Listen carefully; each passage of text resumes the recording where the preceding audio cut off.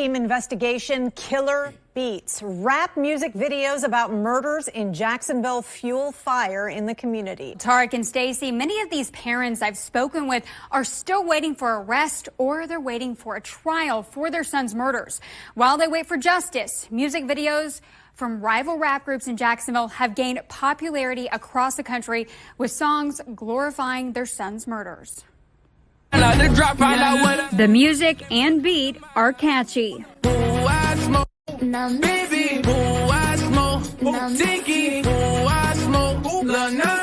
Gaining millions of views and plays on YouTube and streaming services.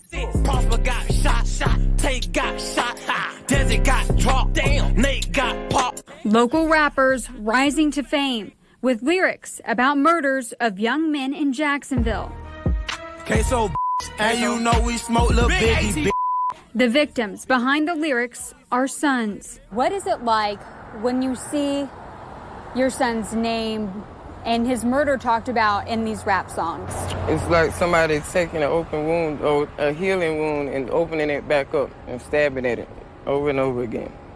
I hope and pray that, the person or the persons who are rapping about, that they understand that you have a mom too. And would you want your mom to feel the way the other moms feel? JSO says the different rap groups known as ATK and KTA are rivals on the streets. ATK and KTA, those are the groups that we hear about a lot.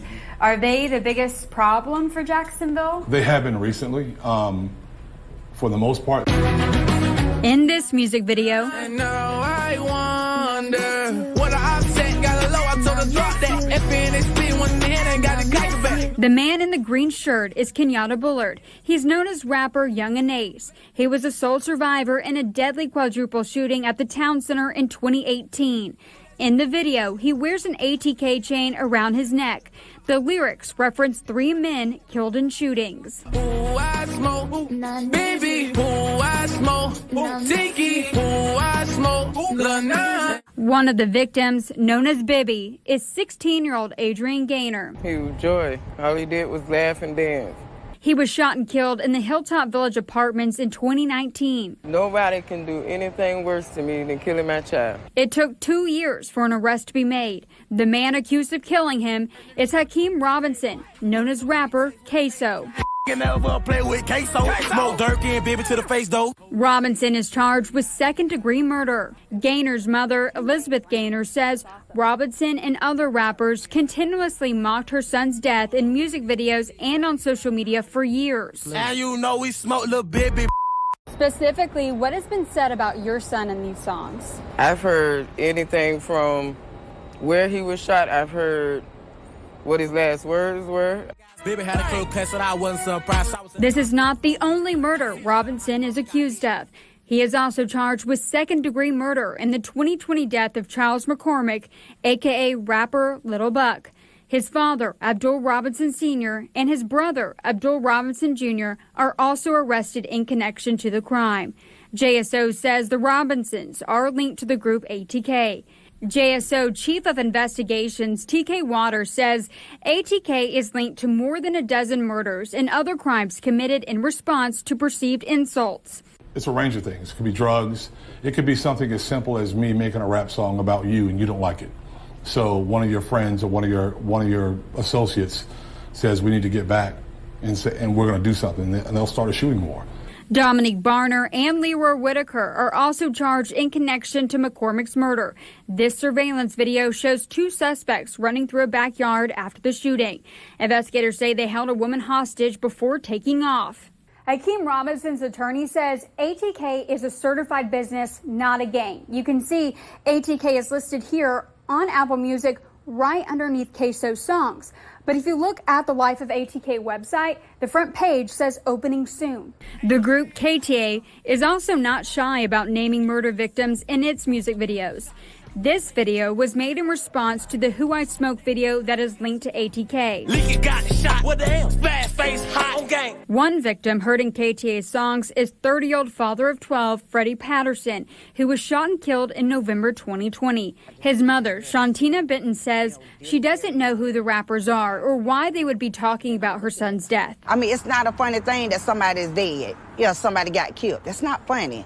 You know, they got loved ones, they got kids. The lyrics also reference Corbin Johnson. Corbin got kidnapped. They found his bones. He was right. Where's Corbin? He was 18. He was just a baby. Johnson's mother, Melissa Jackson, reported him missing in 2018. A year later, his remains were found in a wooded area.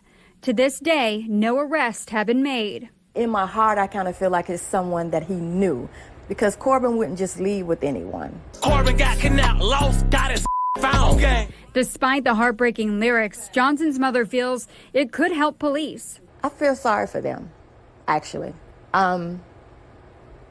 But for me, I want him to keep making the songs, because you're going to say the right thing at the wrong time that's going to be specific to the details that we don't know about Corbin's murder. So keep talking. Not all of the rappers in the videos are charged or suspected of crimes. I did reach out to several of the rappers and their attorneys to share their side of the story. None of them agreed to do an interview. Abdul Robinson Sr.'s attorney tells me that the songs are how the artists express themselves, and he says there is no proof that the rap groups are linked to the murders. Tarek and Stacey, we are continuing to follow these cases, and we will continue to keep you updated as soon as we learn more information. So, Corley, since they're giving a lot of details about the murders in the music videos, can't police arrest them? Tarek, actually, no. Right now, the music videos are merely describing crimes. They are not confessions. So JSO says the lyrics alone are not a chargeable offense. We will explain why coming up in about the next 20 minutes on News4Jax at 6.